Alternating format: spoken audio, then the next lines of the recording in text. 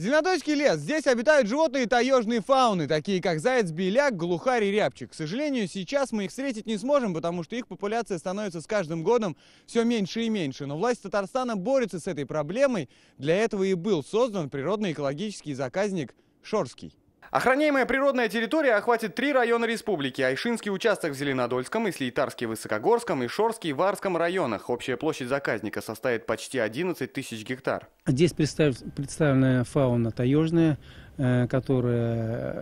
основу которой составляет, естественно, заяц-беляк, глухарь и рябчик. Ну и создание зоологического заказника, заказник именно чисто зоологический, где должна быть сохранена природный комплекс, сохранена среда обитания для успешного разведения, размножения и воспроизводства вот этих вот видов животных.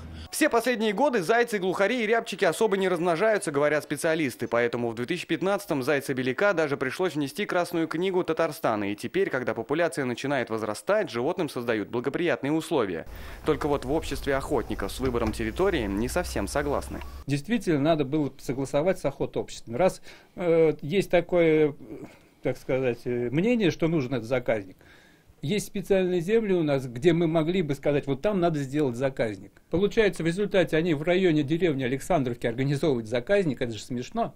Это же сельское поселение, люди ходят в лес за грибами, это такой фактор беспокойства. Там летом машины ходят через 5-6 минут. Теперь проезд на транспорте там запрещен. Следить за этим будет комитет по биоресурсам. Всего в республике 33 таких особо охраняемых природных зон. Есть и такие, на территории которых под охраной находится как весь природный комплекс, так и некоторые его элементы. Например, растения, животные или рыбы. Стерлядка 4 месяца, хорошая, здоровая, активная. К примеру, год назад был открыт заказник нерестилища стерляди. Он располагается в 8 районах. Стерлядь также занесена в Красную книгу, и в Лаишевском районе открылся питомник по их выращиванию. Из-за строительства ГЭС и водохранилищ стерлядь в естественной природе в наше время практически не размножается.